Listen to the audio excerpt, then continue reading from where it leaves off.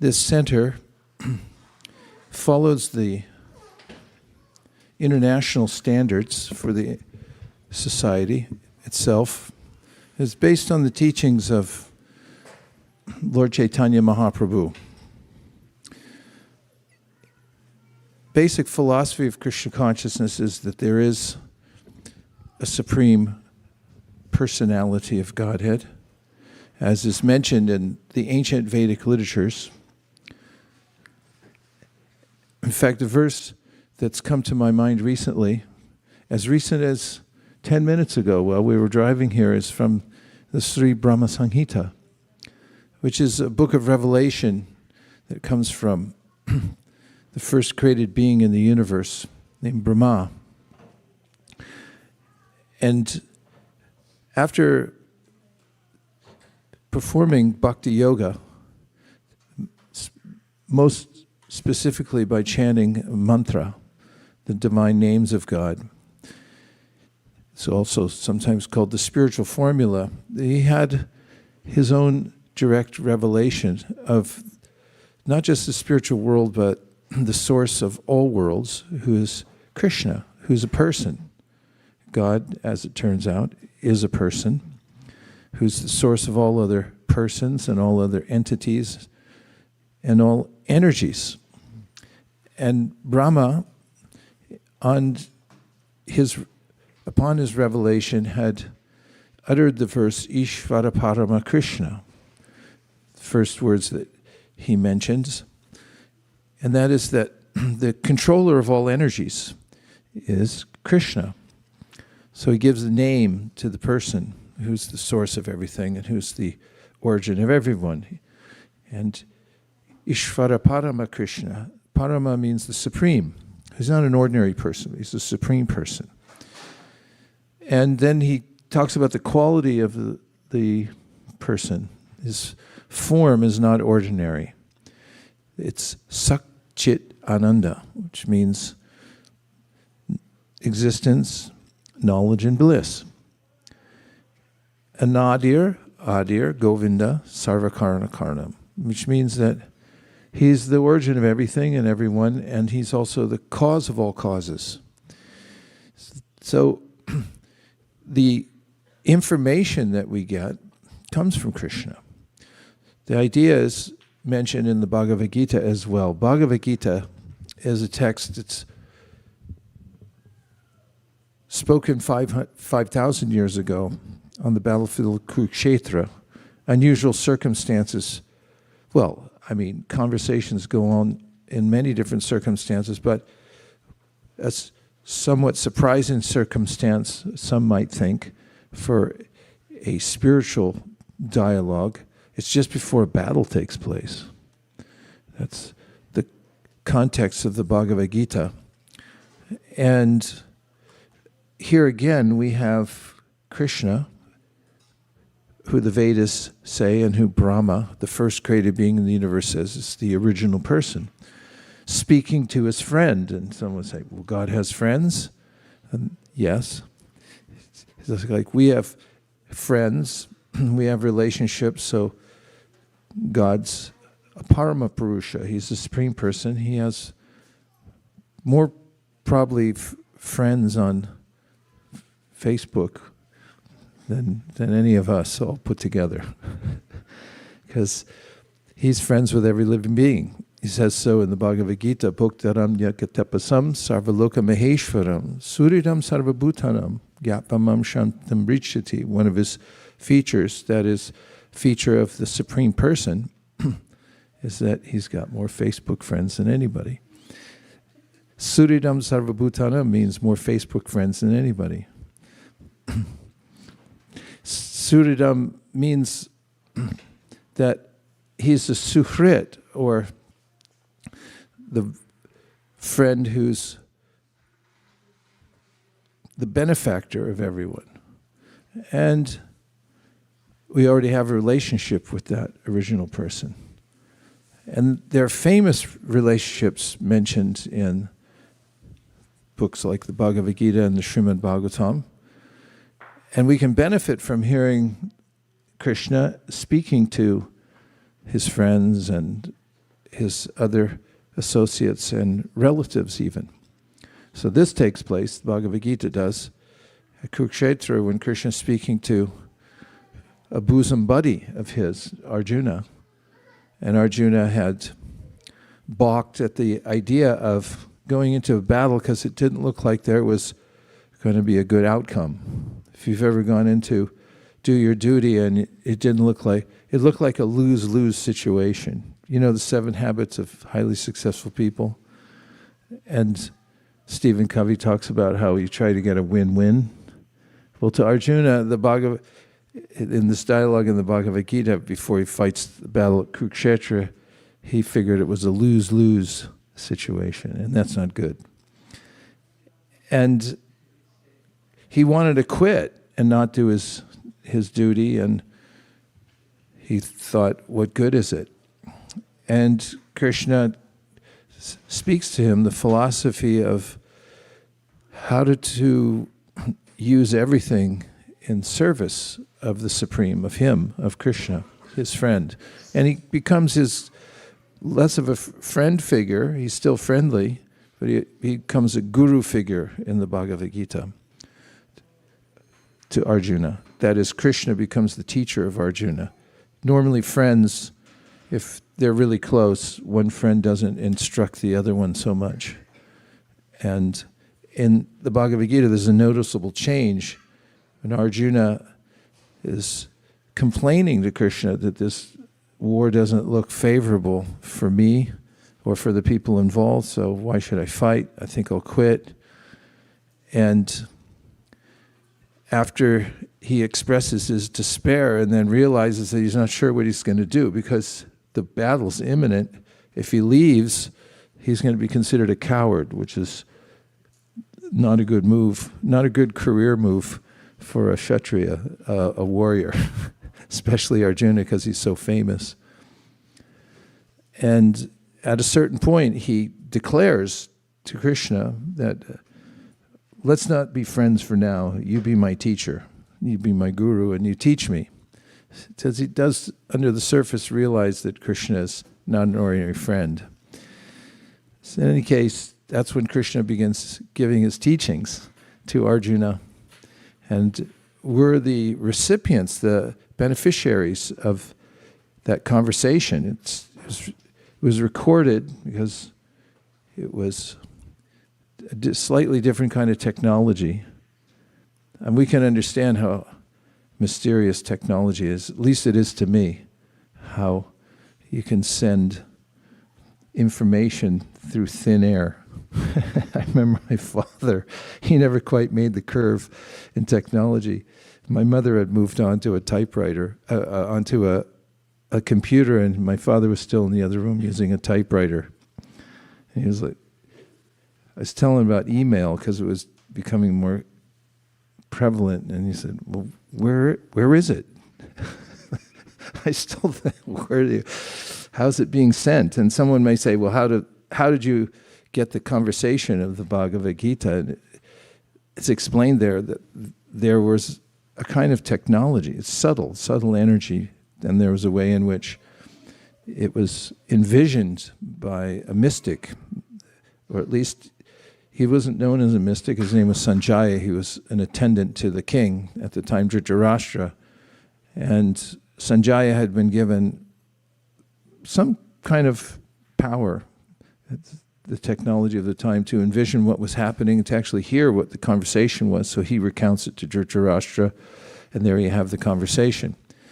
In any case, throughout these literatures, we have the benefit of getting clear knowledge about how to practice in such a way, how to live our lives in such a way that we don't become implicated in what Krishna describes in the Bhagavad Gita as a network of debt called karma that can hold us in a lower state of consciousness in perpetuity unless we're able to break out of it.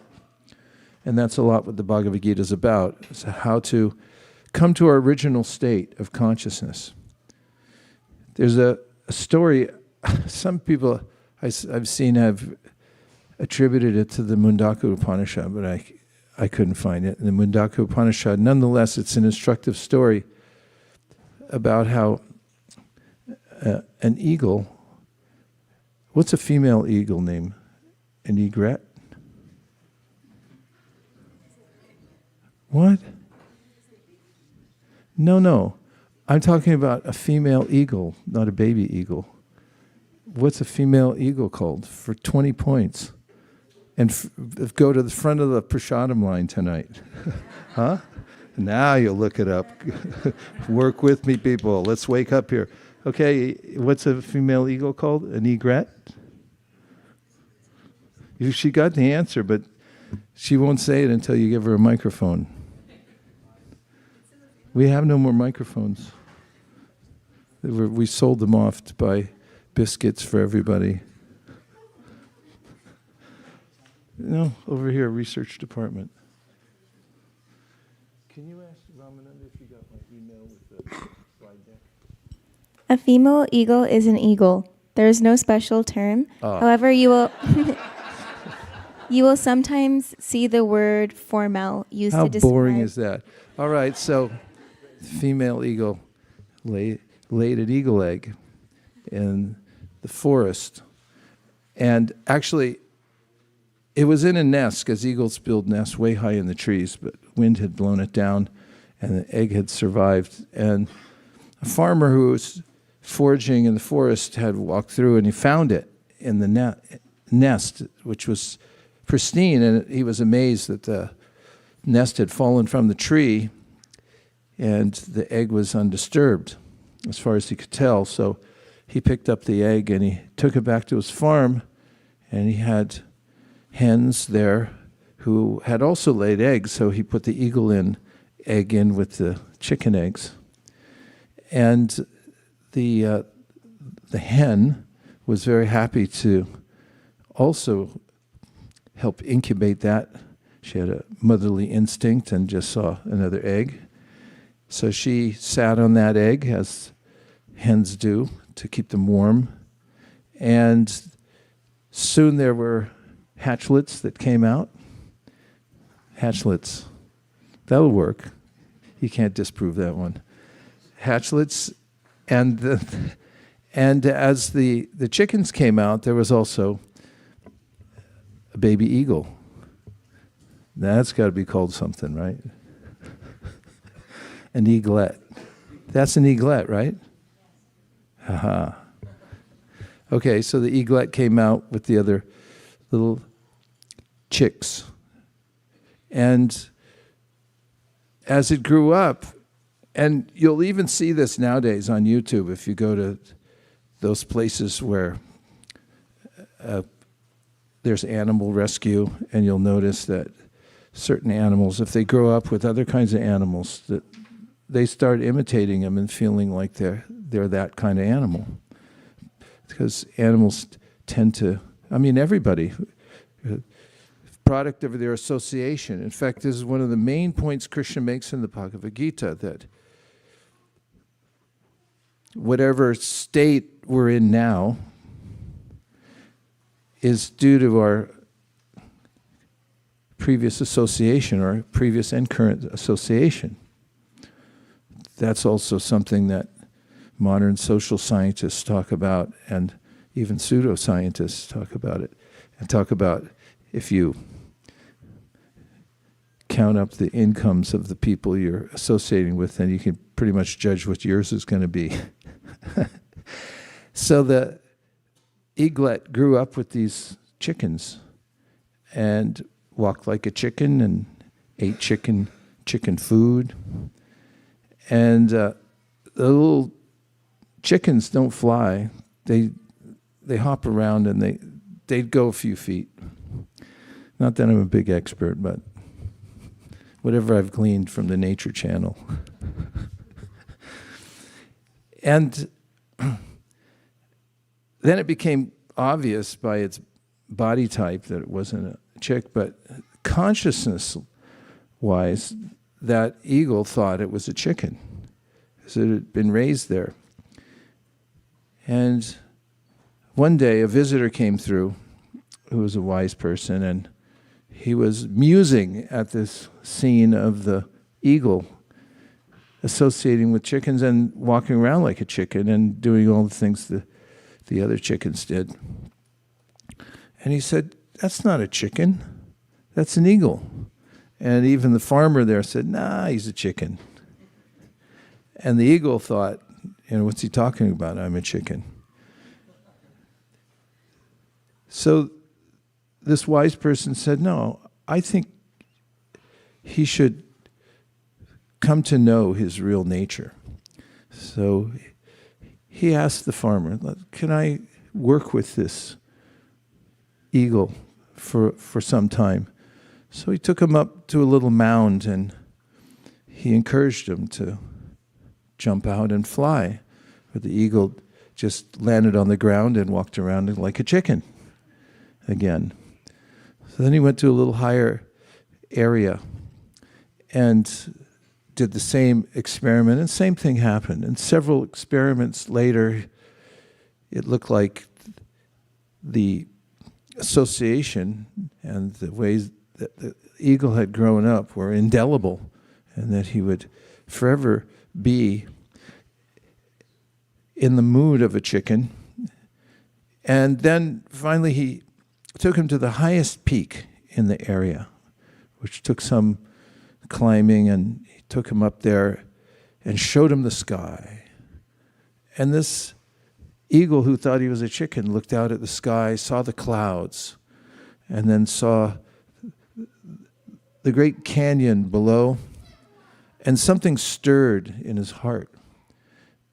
And the wise man could sense that something had stirred in its heart, noticed its countenance change, and nudged it a little bit. And that eagle then leapt out from his hands and began to soar. And in that moment realized that it was not a chicken, but it was an eagle. And the story, many people may take various lessons from the story, but one of the ways it relates to the practice of what we call Krishna consciousness, which means to come back to our original consciousness, is to see that the ways that we work in this world and the idea that we're a material entity, I belong to a particular family.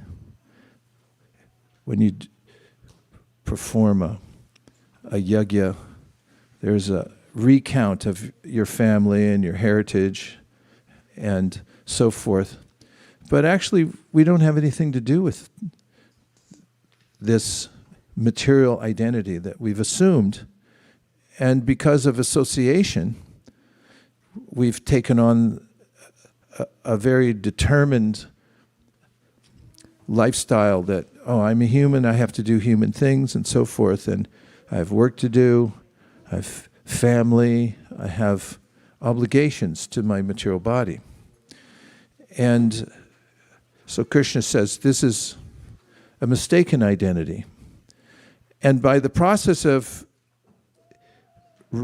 being reminded, that's a weird sentence, when we're reminded by Krishna and those who teach Krishna consciousness, like our spiritual teacher here came to the West and just had a simple message that you really don't, the work that you're doing and the way that you're identifying yourself is not your real nature. He was like that wise person who came and took the eagle and said, here, no, try, fly. And it's quite natural, because that is our nature. We're spiritual beings. So the book I referred to a moment ago, which was a revelation of Brahma, he had that experience where he broke through from his identification with the material world, and then he had a revelation of the spiritual world and of Krishna, and that's altogether possible for everybody. One of the lessons of the Bhagavad Gita and the Srimad Bhagavatam is we're a lot more powerful than we think we are.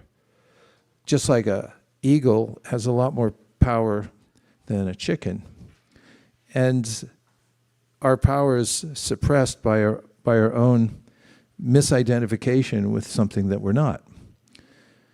And there are several verses that are very encouraging in the Sri Brahma Saṁhitā, in which Krishna is speaking to Brahma, and it's advice for everybody in the world. And he talks about how one can have an awakening. Prabhude jnana bhakti mayananda chinmayi udeti nirantama bhaktir bhagavat prema lakshana pramanes tat saracharais tarabhyaser nirantaram bodhayanatmanatmanam bhaktim apyutamam labet. He says that anyone can awaken. Prabhude jnana bhakti vyam, and all that's necessary is knowledge and practice, he says. So knowledge comes from a couple of very reliable sources. One is the Bhagavad Gita, another is the Srimad Bhagavatam. There are several other books in the orbit of, or in the universe of these books, but they're the main ones. And Prabhude Jnana Bhaktivyam Atmayananda Chinmayi Udeti means to awaken. Udeti Tama Bhaktir Bhagavat Prema Lakshana. What happens when you awaken because of knowledge from these books and those who teach them, and the practice of bhakti, is what he's saying, is you realize you have a higher nature. Prabhude jnana bhaktivyam atmayananda chinmayi udeti tama bhaktir bhagavat prema lakshana. Lakshana means the qualities that somebody has or something has. Bhagavat prema lakshana, which means that through the knowledge and practice that we teach here, through this authorized system that's been passed down from Krishna, the Supreme Personality of Godhead, then we get an awakening, and we'll realize that we're not chickens. We're actually eagles, and we can fly. And we didn't know that. We didn't know we could fly, but we could awaken to that. And udayat Uttama bhaktir, and then also realize your relationship with a higher realm and your relationship really with Krishna. And then he says, pramanais tatsaracharais tarabhyaser nirantaram bodhayanatmanatmanam bhaktim apyutamam labed. He gives more evidence about how to do this, how to be steady in a spiritual practice. Would you like to know that? According to this? Okay. So that was 63% said yes. Everybody else, cover your ears. He says, pramanais, you should have evidence from a solid authority. Pramanais means you have to have authorized knowledge. There is such a thing as authorized knowledge, otherwise there is no such thing as study. And there is no science that one can follow unless there's an ology. That's why things are called ologies, because the universe isn't random. You can have a controlled experiment because you can organize things in such a way that you can analyze them. And so pramanais indicates that there is a source of clear knowledge, praman. Pramanais tatsaracharais. And achar means there's a way that you can behave in the world so that it'll aid your awakening to spiritual knowledge. Pramanais tatsaracharais tarabhyaser. And abhyaser means practice. So again, you have to have evidence from Scripture to teach you. And amazingly, human beings have a very high status in the universe. So if you were feeling a little depressed when you came in here, you can cheer up, because the human form is especially designed for awakening to spiritual knowledge. Actually, we can notice that any living being in this world has some amazing feature, because consciousness is amazing. And when it comes through various entities, even a blade of grass is amazing. It's alive, right? Plants are amazing. There's a book called The Secret Life of Plants. Anybody read that one?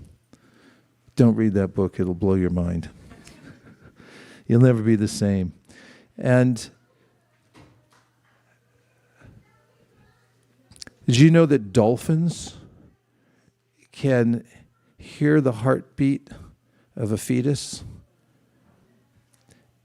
And they can know that a woman's pregnant before she even knows she's pregnant, because the dolphin will sense the heartbeat of the infant.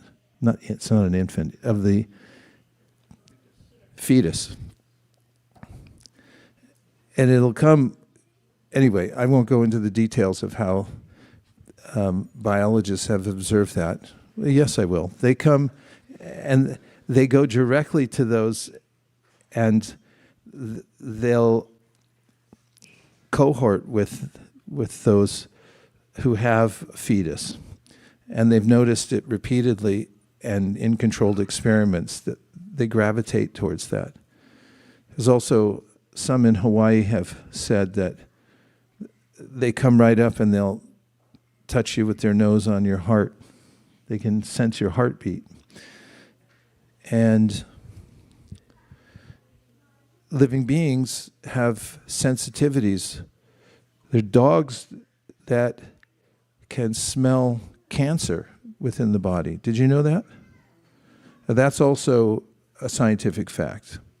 Like beagles, they've done controlled experiments, long line of people. Beagle goes along, stops. The ones that were trained for it, they can smell the byproduct. There are certain byproducts of the cancerous cells in the body, and the beagle smells it and it'll stop right there. I mean, even if it's said before an earthquake, animals start decamping before anybody even knows it's coming. Like someone said, if you see your dog with a canteen and a backpack taken off,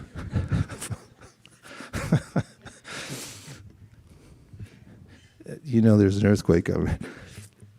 My point is that life is not only sacred, it's beyond matter, and it's amazing. And Krishna says as much in the Bhagavad Gita, charyavat pashyati kṣaṇam. If you really look at this matter and try to understand what's behind it, that is, here's the body, there's something that's supernatural. It's not part of the natural world. Within the bodies of every living being, but a human being, sensitive to the point, we're tuned, this body is tuned to awaken to our relationship with God. Dolphin can't do that. According to the Srimad Bhagavatam, the ancient shastras like the Hitopadesh says that humans, animals, same, except for humans can perceive God and understand causality and trace it all the way back. Not just immediate causality, but their perceptual horizon can go all the way back to the very beginning. And that's why we're sitting here, just by hearing about it and getting this knowledge, pramānais, get authorized knowledge, tat-saracharais, and then acting according to it. Then, abhyas, you practice. And then there's a way in which yadrishi shraddha siddhir bhavati tadrishi. Krishna speaking, this is Krishna speaking to Brahma at the beginning of the universe, and he says, yadrishi shraddha siddhir. Siddhir means perfection. The more that you do these activities, hear from the Bhagavad Gita, and act according to it, it takes a little practice. And then, as you continue, you'll awaken your own direct perception of how you're not your body.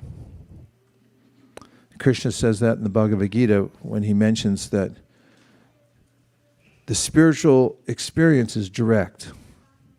You'll see it for yourself. Pratyaksha vagamam dharmyam. Pratyaksha means direct experience. He said A spiritual practice should be direct. It's not theoretical. And it's not just ritualistic. It's not perfunctory. Any other words you want to throw in? It's something that you see for yourself. You directly experience it. So how much will you experience it? To the degree that you awaken your, what is called shraddha. Shraddha means this innate sense that, oh, I'm part of God. And the more I depend on God and the more I organize my life around this principle, then the more I'm aligned and the happier I am. It's very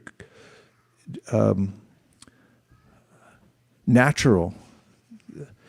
Bhaktivinoda Thakur, one of the great saints of the line of Lord Chaitanya Mahaprabhu, had said in a poem that he wrote that Jiv Krishna Das a Bishwas. Bishwas also means a kind of, when you have this revelation that you're a servant of God, Jiv Krishna Das a Bishwas, Korlito or Duko Nai, then you won't suffer anymore. Unhappiness comes from missing the point. Missing that point, especially. So he said, Yadrishi, Shraddha. Shrad means what you're putting your heart, da, into. Shraddha. Yadrishi, Shraddha. Sit here. The more you develop this inclination to serve God and conviction to do it, then sit here. To that degree, you're getting perfect. Who here would like to be perfect? 1, 2, 3, 4, 5, 6, 7, 8, 9, 10. Bhavati. Tadrishi. To that degree. Tadrishi. Bhavati. That's how much you come to perfection, is by how much you develop shraddha. You're putting your heart's really in it. And how do you put your heart into it? Pramanais. You listen to the Bhagavad Gita. Tatsaracharais. You act according to it. And then abhyas. Practice it. Just keep doing it. Practice. And that was the wise man. He was taking the eagle and giving him little experiments. You know, jump off of this. Okay, a little higher, jump off of that. And finally, there's an awakening. And he was able to soar. And that's what happens for us also. And then he gets very practical advice, which is parallel with what Krishna says in the Bhagavad Gita. Bhagavad Gita.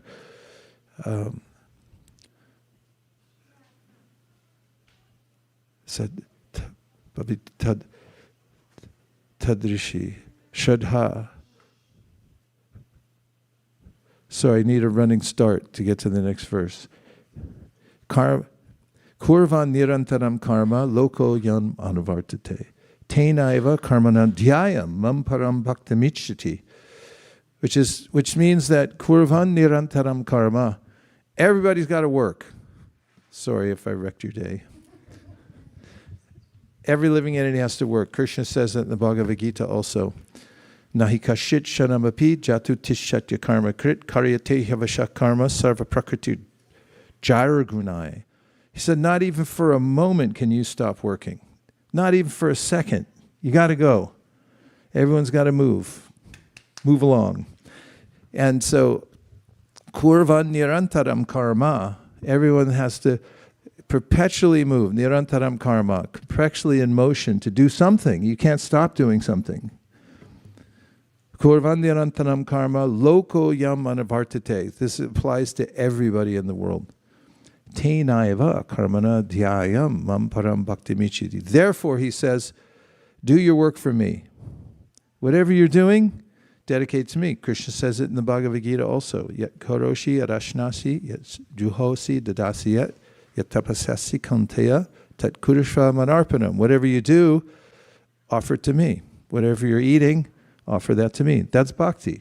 That's what the teaching of the International Society for Krishna Consciousness is. Don't quit your day job or your night job. You don't have to change your clothes or your hairstyle, nothing like that.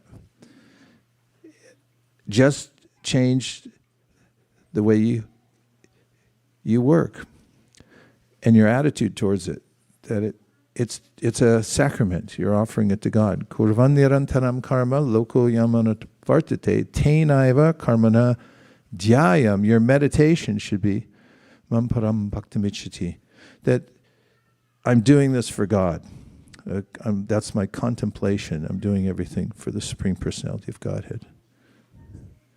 And now, you have to move up. Srivas Pandit said. It's like Simon says, only this is Srivas Pandit Prabhu said. So one thing, don't move your mats. If there's more mats over there, put another row here. Is there? This is engineering. I know a lot about engineering. Get several more mats, somebody, please. No more? Because if you move them, then it all gets skewed. Is everyone okay so far? All right, you might as well just move up because I don't see we're getting any more mats. Inconvenience regretted. But it's a... Would you like to hear some wisdom, ancient wisdom for modern times from the Bhagavad Gita? Yes. All right, here we go. So I showed this at Salesforce right before I left for India, so I'm giving you the remnants of the Salesforce. Just that the universality of Bhagavad Gita. It's a non-sectarian literature. People from any culture and read Bhagavad Gita and appreciate it. It's at once simple and profound. If you read Bhagavad Gita regularly, you'll notice that you're intelligent. You know how people can tell you're intelligent? Is you don't overreact to things. People who, well, I hate to use the word intelligent, but when you read Bhagavad Gita, you become more refined because your intelligence becomes activated. That's called vivek. Is anybody here named Vivek?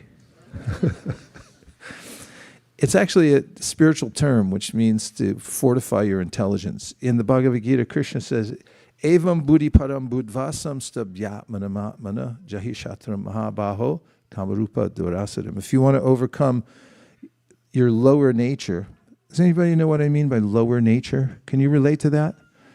Okay, Srivas was very demonstrative. And I think we all can relate that there's this struggle that goes on. I know what to do, but how can I do it? You ever feel like that? Yes. Don't you hate that? Yes. Yeah, well, you can fix it by reading Bhagavad Gita and practicing Krishna Consciousness. You can fix that.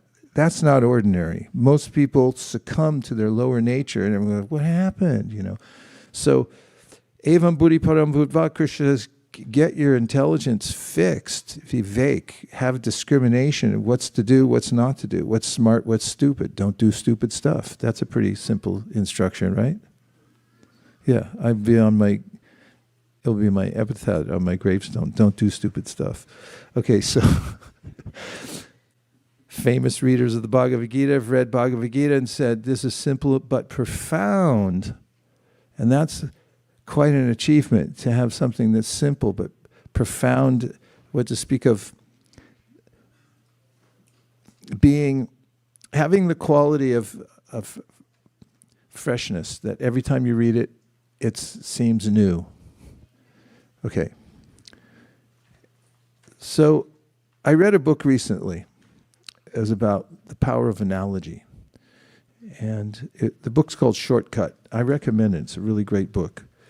It's a study of analogy and how analogies guide us in the world and how there are ways in which history has been swayed by analogy. For instance, just the appointment of a Supreme Court justice back in the 60s, it was a huge controversy. Even back then we had controversies.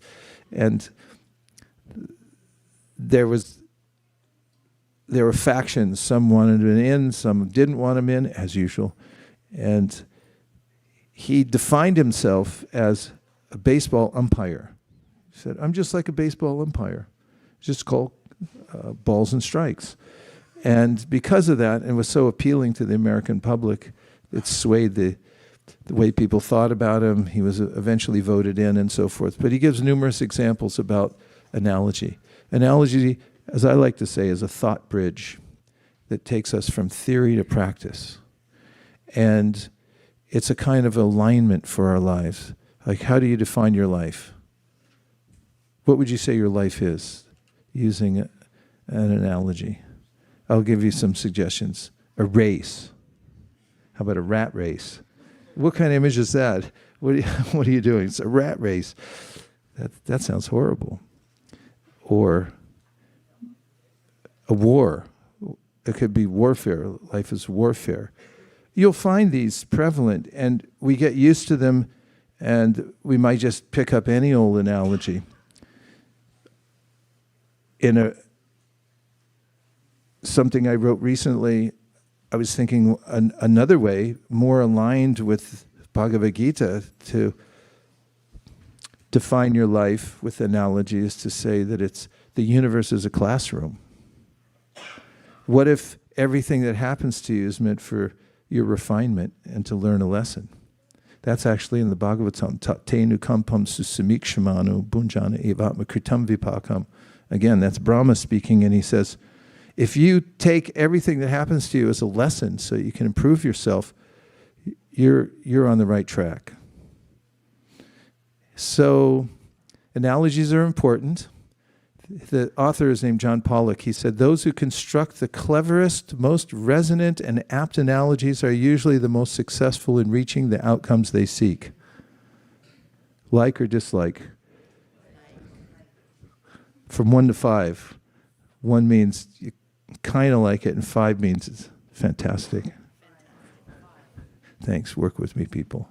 Okay, next is a little collage for you here of some of the analogies, only some of the analogies you'll find in the Bhagavad Gita.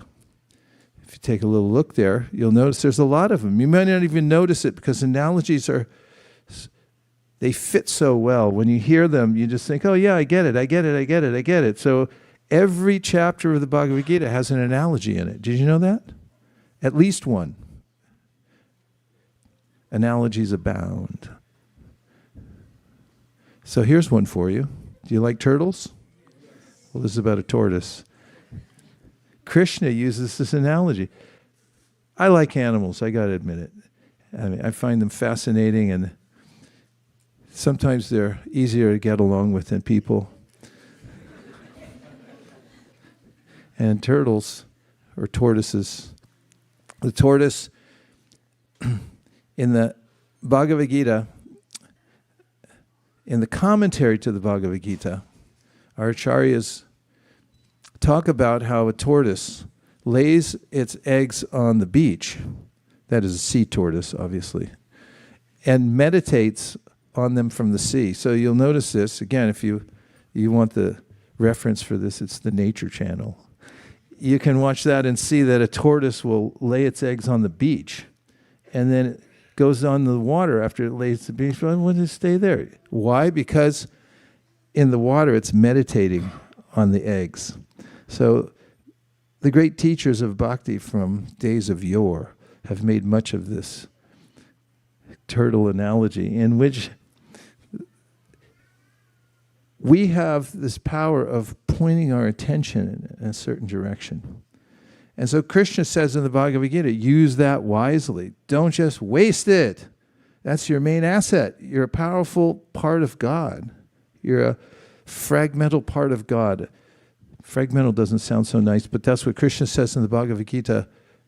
It doesn't translate so well, I should say. Mamai vamsho jiva loke jiva bhuta sanatana. So you're sanatana, you're eternal being. You have the same quality of God, and you have a lot of power, more than you think. Where is it? Where is that power? The fulcrum of power is in your own utilization of your consciousness, and a word that's used often is contemplation. What are you contemplating? Means, where are you letting your consciousness go? What are you considering as important? Even the word worship. If you think about worship, what is worship anyway? It's just religion. It has nothing to do with that. Worship comes from the word worth. Worth means value. It got changed over years by some kind of morphing. Language always morphs over time. It tends to go from one pronunciation to another based on what's easier for the tongue to say. In Sanskrit, they do it for you ahead of time in Sandhi rules. So you can thank whoever did that later. But worth, it used to be worth-ship. Put a ship on the end, then it becomes a noun. So worth-ship is worship. Say worth-ship. Now say worship. And worship means what you consider valuable. And you can tell what you consider valuable because if you have a spouse at home, or a significant other, or a friend, does anybody have any one of those three? Okay, if you don't, see me afterwards. So, if you're talking to your significant other, your friend, your colleague, and your colleague's not paying attention to you, what do you say? I'm really asking, it's not her. You feel annoyed. It's annoying.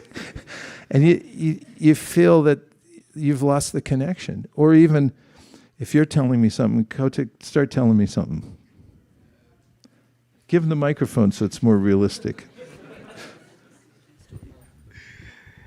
I was in Walmart on Friday. I mean, just doing that, I'm sorry to do that to you, but he's telling me something on Friday, and I look at my watch, and next thing you know, concentration's broken. So what we meditate on, that's what we're worshiping, really. People, they look at a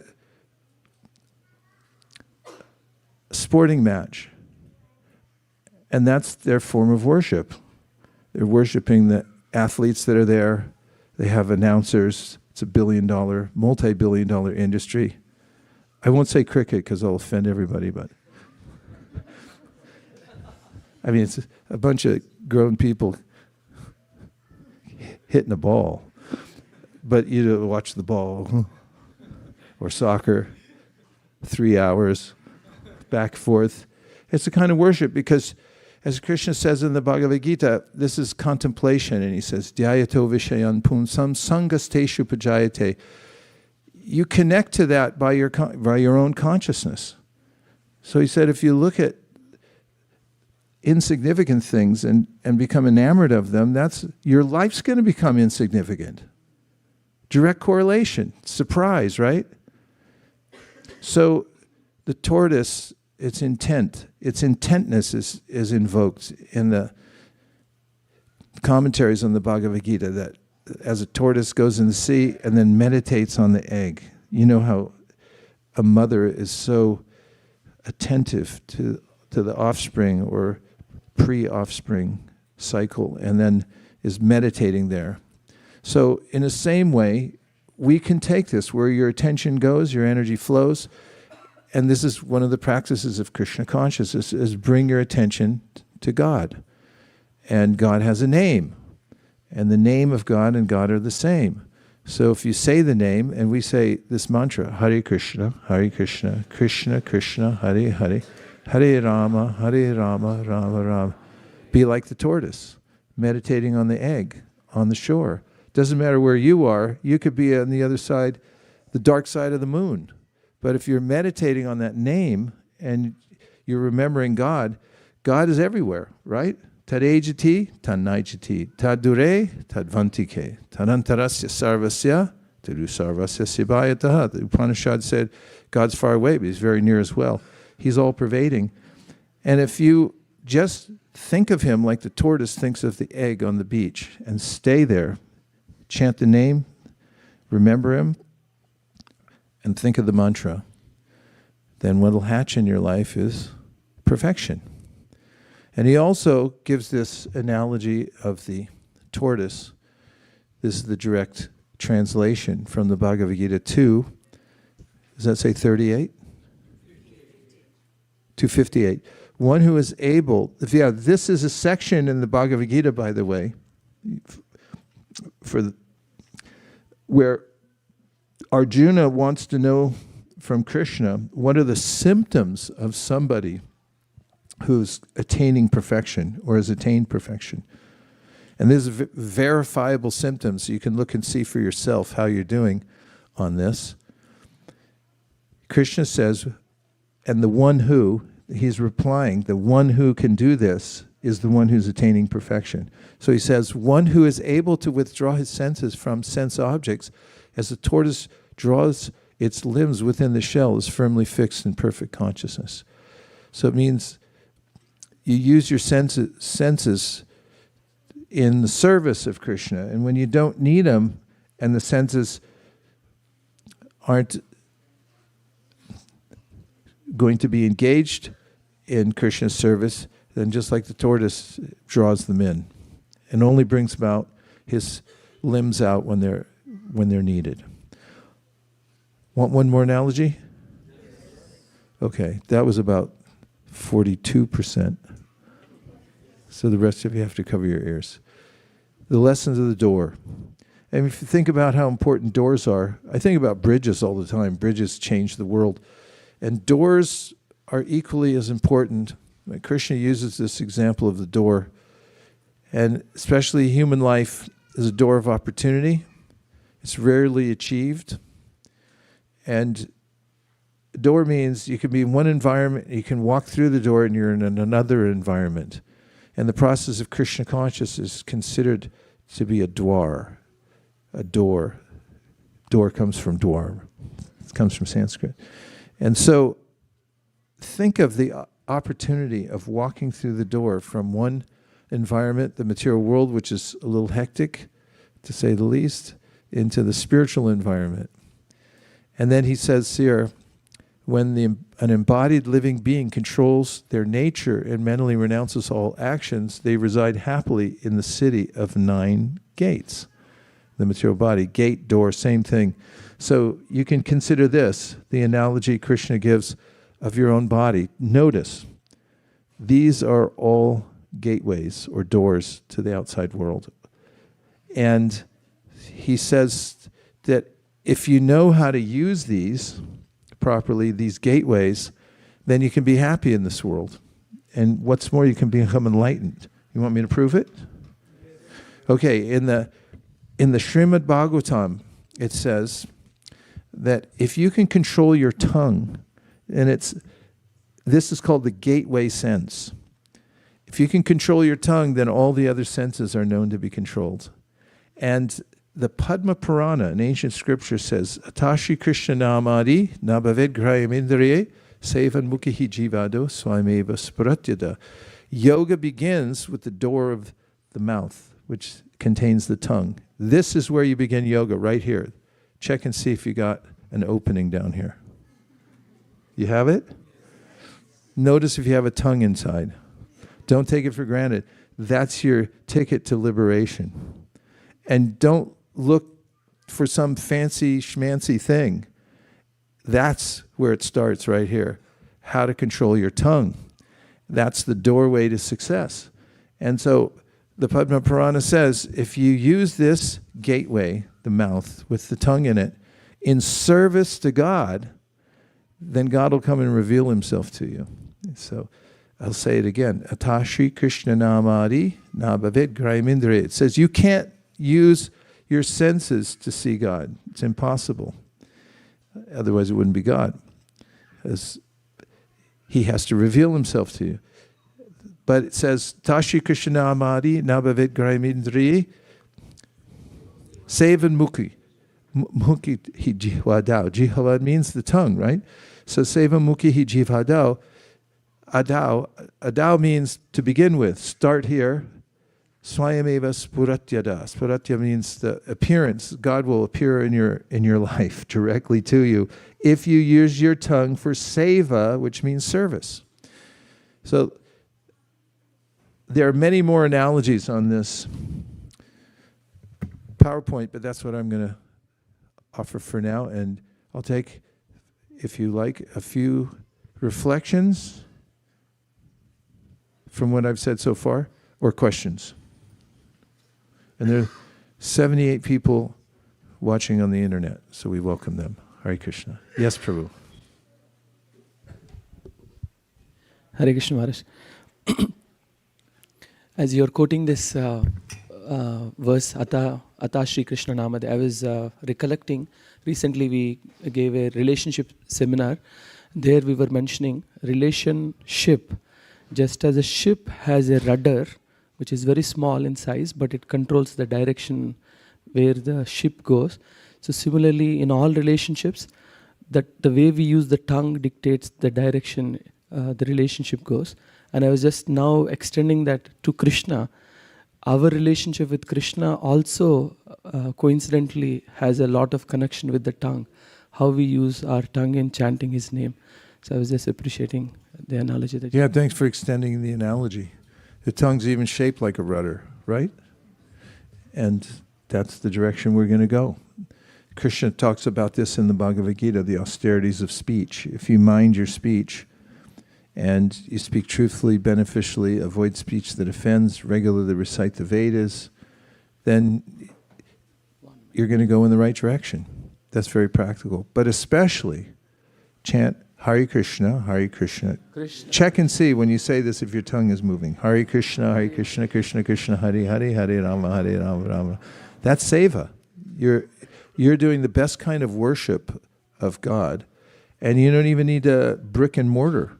You don't have to build a temple somewhere. You can be anywhere and use your tongue to chant Hare Krishna, and you'll be going towards Krishna, and it'll take you all the way back to Godhead.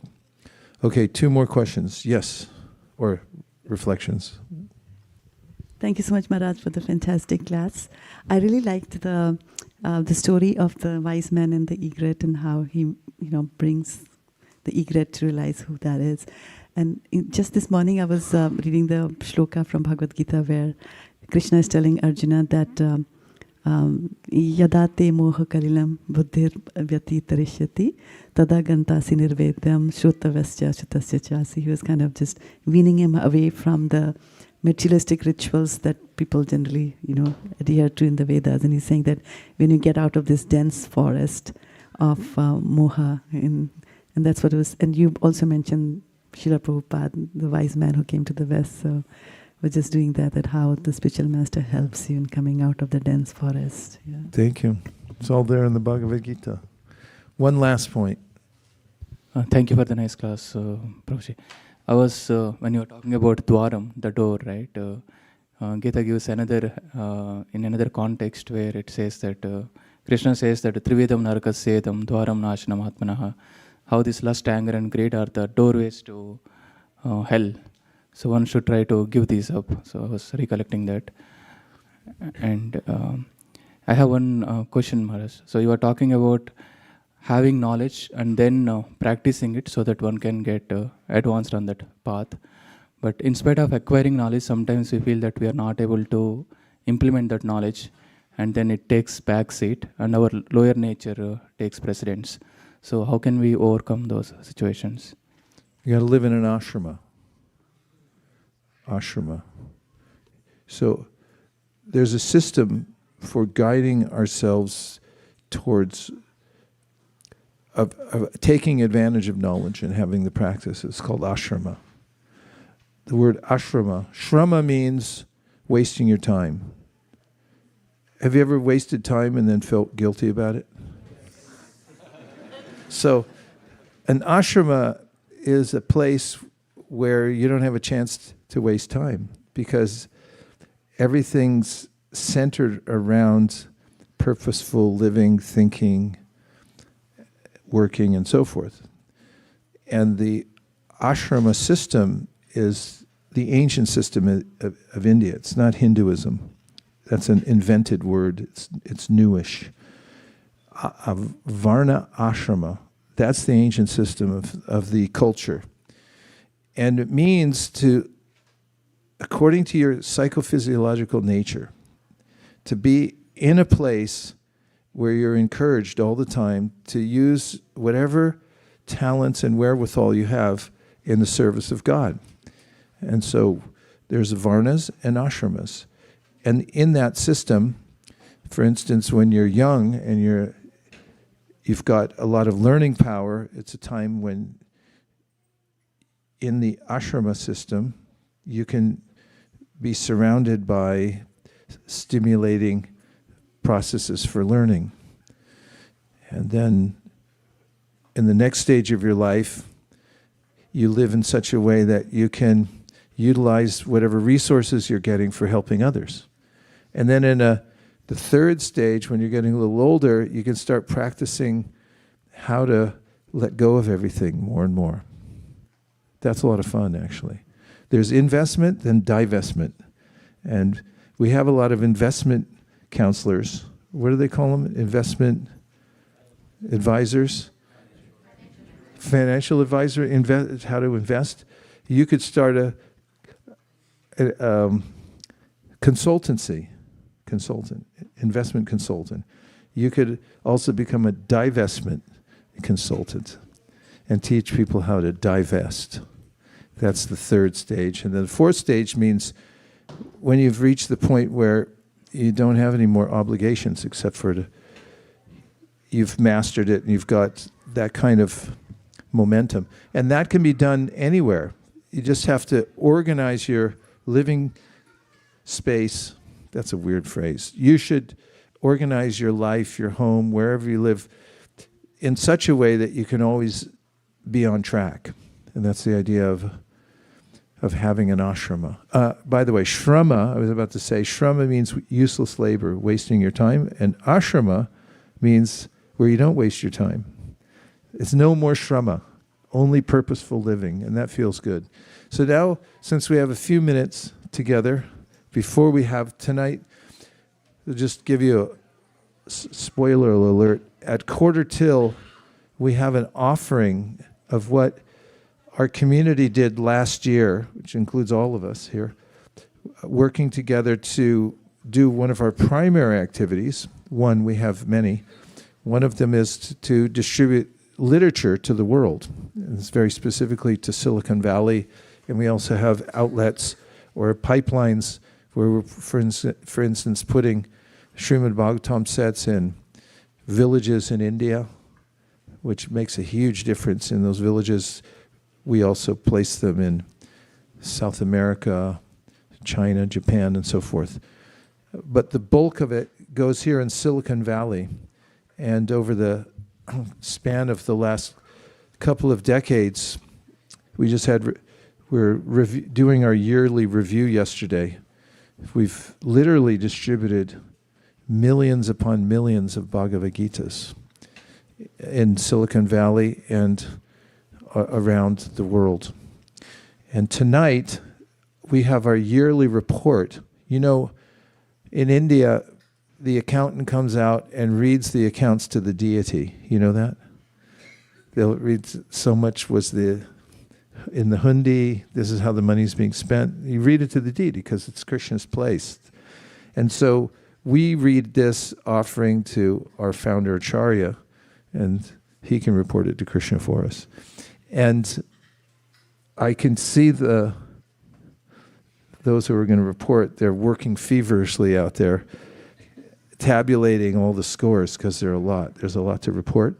So in about 10 minutes, we're all going to gather together here and hear one of the leaders of the effort read the report of how many books we distributed collectively last year, 2024, as well as how much we realized in return as people gave gifts in return, cash, credit card, stock bonds, endowments, property, and so forth. So now we're going to, if you'll agree to it, try what's called Sankirtan, a group chanting of Hare Krishna. Does that sound like a good thing to do? Okay, that was about 41%. Everyone else can just sit there and look glum. All right.